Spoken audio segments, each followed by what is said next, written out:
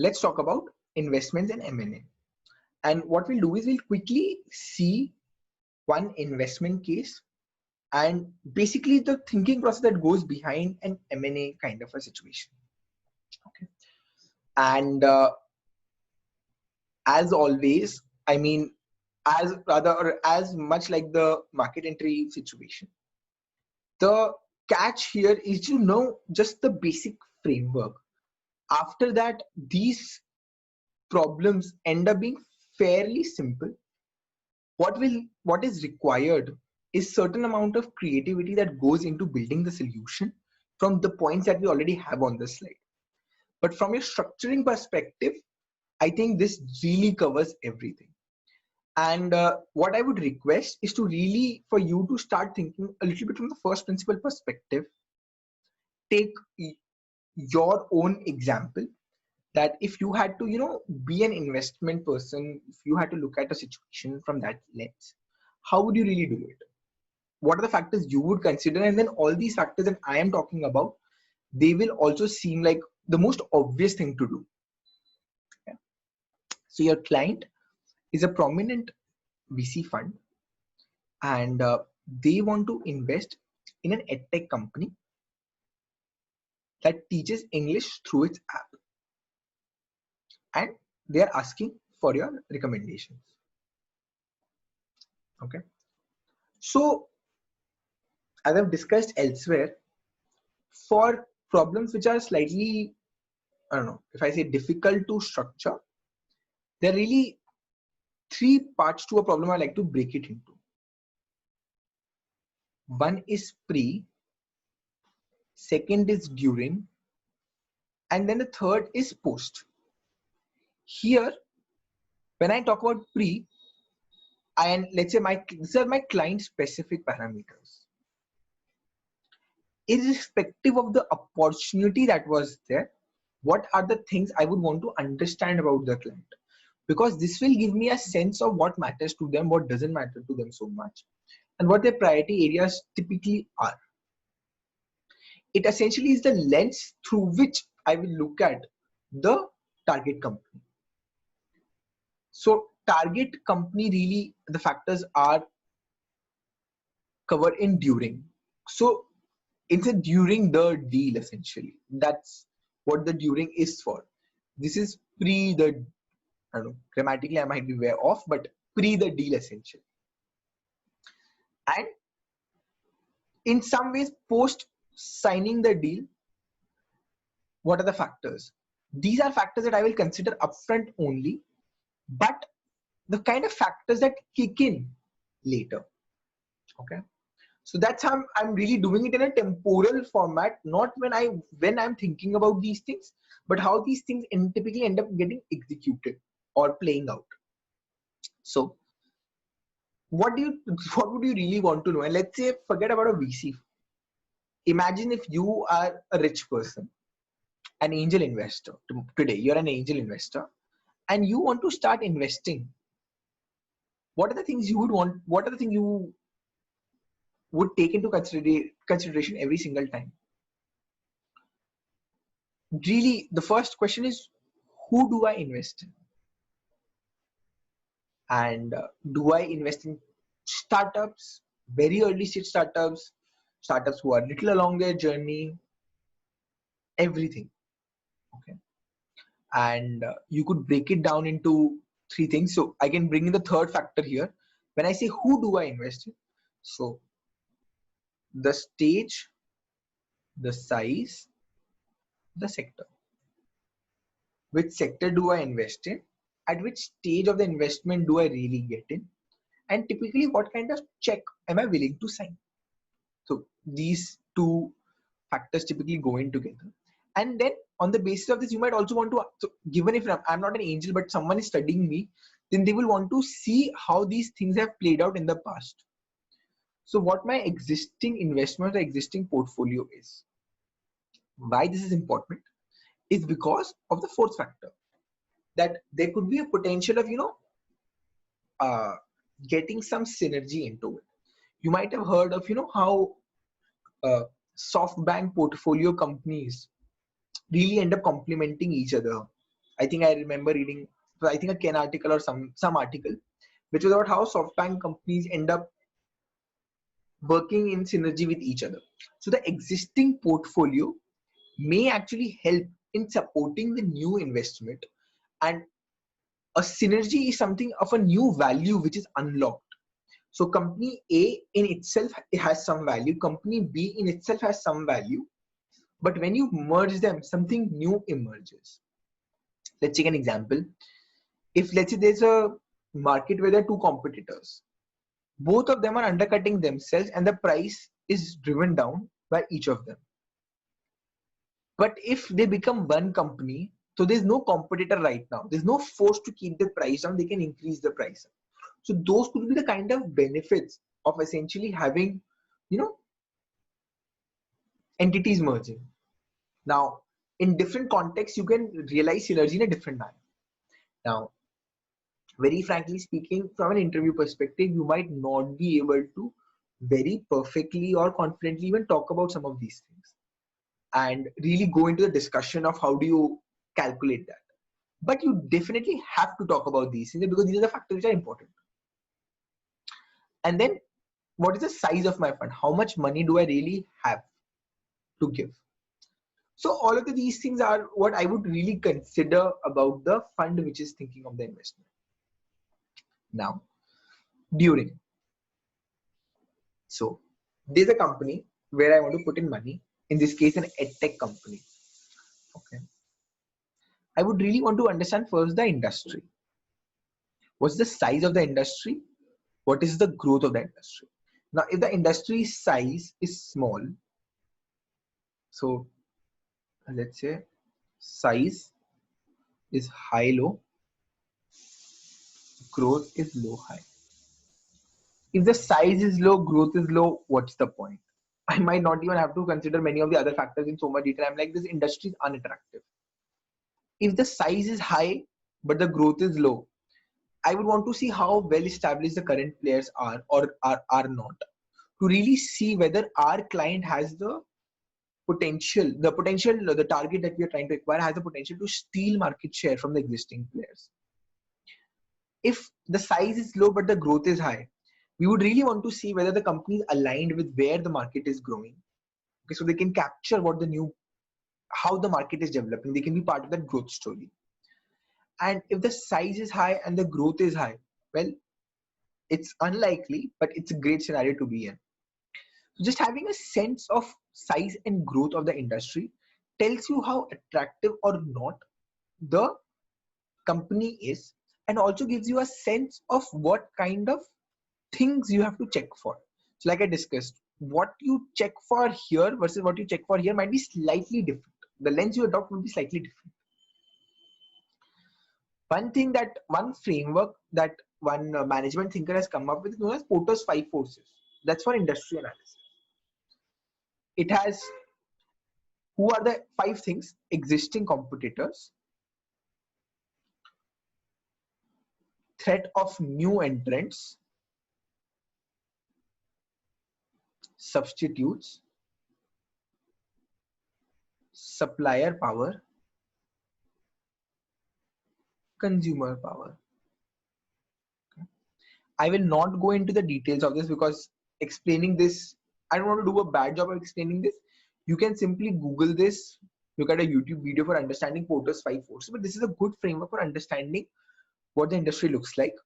Typically, first 3 things talking about whether, really I can sell the product or someone else can perhaps sell it better than me, or supplier power, do I have anything really left with me to sell if my supplier is I've depended on just one supplier? Will that be helpful or not? Or if I'm just selling it to one person over and over again, if that one person decides to change their mind tomorrow, will I be out of business? So inherently, it gives you a sense of how risky my business is going to be, how attractive the market becomes. So first set of factors you will consider about the industry. Then you would want to understand a little bit about the founders. Who are the founders? How motivated they are towards this. Okay. So there are multiple ways of doing this. So who are the founders? You want to understand how skilled they are, what's previous background, and all of those things. Again, you can take a personal example and you can try to think of this because there are a bunch of things that people look at. And now again, all of these will end up because all of these will end up becoming more and more qualitative if you're talking about a VC. Some of these factors, if you're talking about a PE fund acquiring something, let us say, if it's a PE based investment, then perhaps some of these things will become less relevant. The industry will be as important there, but because your P's invest in a more established company, then perhaps the founders and the skin in the game, these things are not relevant because it's an established company. You will look at management's competence for sure, but the kind of questions you would ask would be different. Then obviously the numbers have to get in somewhere, how robust the business model is and how well the unit economics of the firm works out. Okay. So you will want to understand at this point in time, you will really want to understand the business. Now you're really getting into the business of your target. Till now you understood the industry, you've understood the founders, and now you're getting into the business. And aligning whether the business is like this, or some other picture, and whether this business can actually make money or not. That's really the unit economics. What are the costs like? Who are the customers going to be? Here itself, you might have to now, in the industry size and all of these things, you might again have to do like a market entry case. So, or market entry or rather, market sizing case.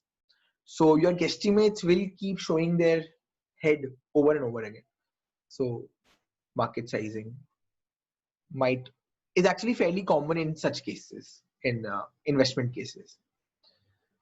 Then once you've understood the industry broadly and my competitor, specifically their business and my target and specifically the business model, then you might want to understand whether they're in a white space or a competition. It might have already been covered in the industry. If not, make sure you ask that question clearly. And then what are the risks involved? You might say that, everything looks hunky-dory right now. Today in 2020, let's say we're doing it right now. But 1 year later, will the condition remain the same? Will taste and preferences of the consumers change? Will the policy environment change? So trying to just deeply think that I am putting in money for a certain amount of years. For that time horizon, what are the risks involved? And then basically on the basis of the unit economics, the numbers that you do, you will work out what the valuations are, what the valuation should be. Again, you don't need to know how it is done. If like in a case, I was asked how to value something and I didn't know how to value that. This was way back. So my interview actually gave me the formula and just told me to do the number work. Okay. And asked me what are the couple of other things I would have considered. That was just business presence more than any knowledge of valuation. Okay. So don't worry about that. And then how would you want to structure the deal? How much percentage in the company you would want to own? All of these things. So all of these things are fairly obvious. Just take your line that you want to invest in a company. You would want to know is the industry valuable or not? Who am I giving the money to at the end of the day? What is this person going to do with the money, which is the business model? Can someone come tomorrow and run them out of business? What are the risks? And eventually, what am I getting for my money? Right? So all of these factors. And then you have to also perhaps appreciate these things are so qualitative, because when you have a startup or a company looking for an investment, there are some investment companies which will pass on that opportunity and some who will accept it. So clearly there is no black and white way of trying to assess what the right answer is. And then finally, how do I want to exit? So will I exit by selling it to someone? Is there a preference for me there? How much money really want to make? If I put in X amount of money, do I want to make 5x, 4x, 3x? And this will go back. This answer will have a relationship with the valuation, with all the things we have discussed about, because that's really the question. How much money can I make in the end? In how much time? Will this company make this money in the amount of time that I need? That's really the question I'm trying to answer by asking all the other questions before that. Okay. So this is a broad framework for investment. Okay. Now, I hope this makes M&A, or rather, sorry, investments clear. Now, you could see how all of this would gravitate towards the firm in question. So Size and growth. Now I'll specifically go to the edtech market. What kind of product does the consumer have? Specifically defining the market like we have been doing in the market entry problem. Okay. So we go into all of that. So, but depending on whether this founder was teaching English through edtech or math through edtech or was selling shampoo, the framework really ends up being very similar. The nature of questions within this might change slightly or substantially. Okay. Now we'll quickly just run through the M&A framework. And my analogy or my ask would be, think of something that you want to buy online. Okay. And if it's not already clear, my questioning really is, from what I have already discussed, 5 W's plus 1 H.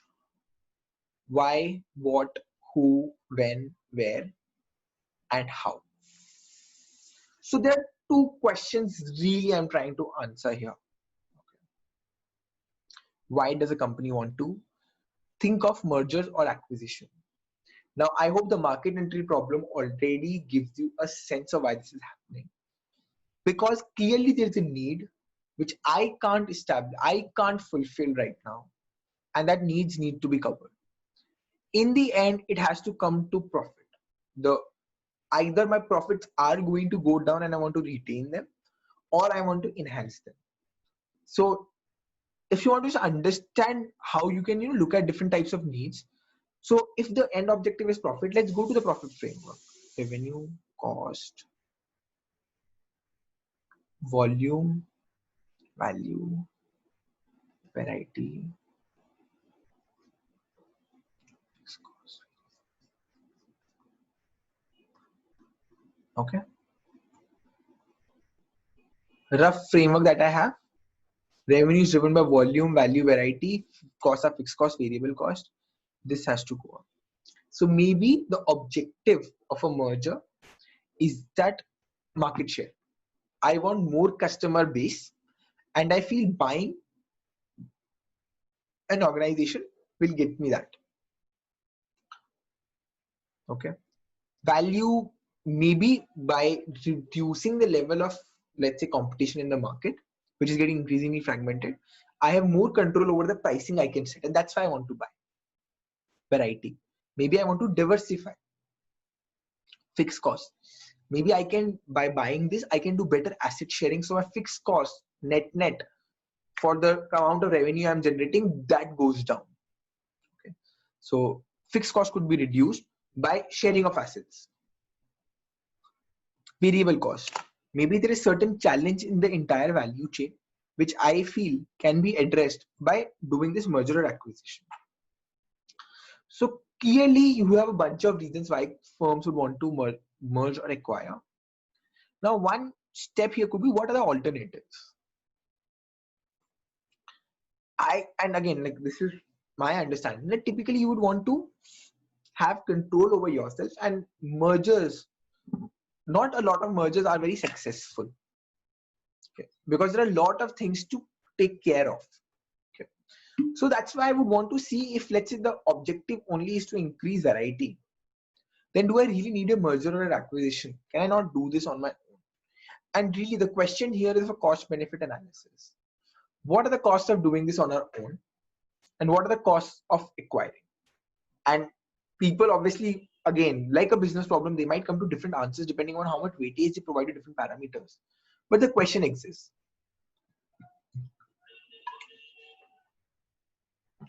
So let's say, but the need is clearly established. And taking the analogy of when you're buying something, the first question you really have to see is, why are you buying this? So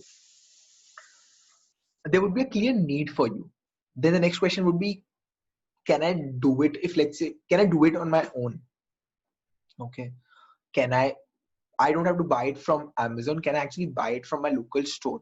Just having a sense of the alternative. But let's say you establish that, you have to buy it online for whatever reason. Then really the question is, who do I buy it from? Do I order from Amazon? Do I order from Flipkart? Do I order from some other platform? In a M&A setting, Once my need is established, in most markets, there could be more than one companies to buy. Company 1, company 2, company 3. Now I really have to establish who to buy. What are the kind of questions you would ask in Amazon? How much is each platform offering the item to me for? When is the delivery date? And what are the risks? Or let's say in the case of buying, what are the return conditions that we have? We read reviews all the time for products that we are buying. So we do some form of risk assessment of our purchase. Those are really the three things we look at while buying, whether you're buying a mobile phone online or we're buying $1 million company or $1 billion company. How much is this organization being sold for? 1, 2, 3. When?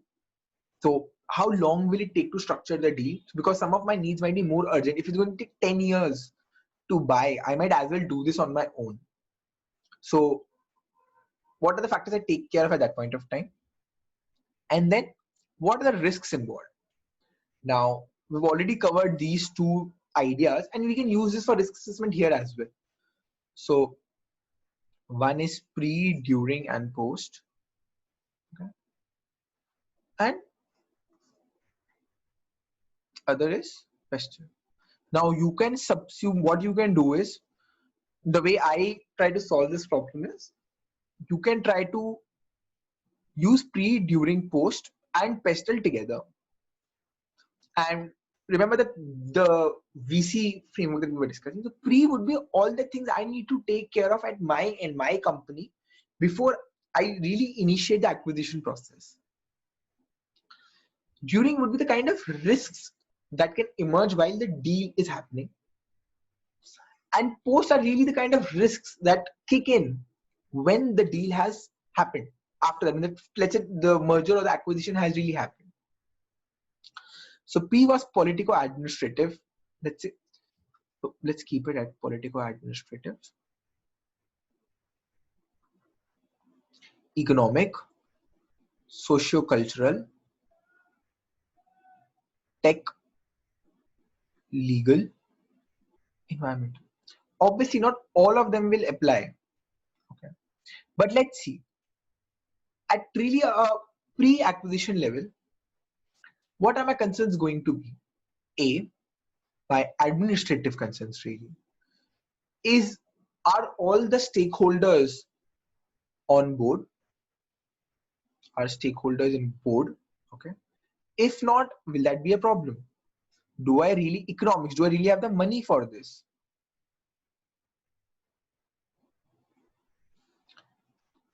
Will this lead? Is this legally permissible? Will there be legal challenges? So all the things I need to take care before I even jump into the process of deal making.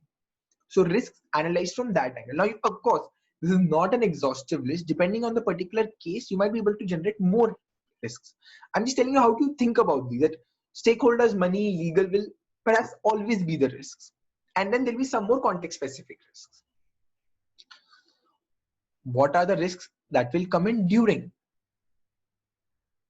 Well, one risk is that the price of the valuation of the economics might kick in again. The economics of the company might change. Why would that change? Because of perhaps the market forces, or let's say when we make the bid, the news leaks out, a competitor also makes a bid, which drives the value up. So the economics of things might change. If the news leaks out, the politics might get involved, depending on the sector you are in. And all of those things, what are the legal requirements and blah, blah, blah. Post. Really, the key risk is now, in some ways, administrative, or do you want to call it the cultural risk? Okay. Which is when the two entities are merged. How do we maintain them? Do we keep them as two separate entities under one brand name? There is a process that needs to be adopted. Okay. Like when Body Shop was acquired by one of the global MNCs, they decided not to subsume the Body Shop brand entirely and kept it separately because they felt that it was better that way. So a lot of firms have to take a call that if they merge the two companies, the employees might be different, the way of operation of the company might be different. So the cultural fit might not exist. Okay. So that's probably the biggest factor to take care of. So I hope this gives you a very clear sense of how do you start thinking from a first principle perspective of an M&A problem.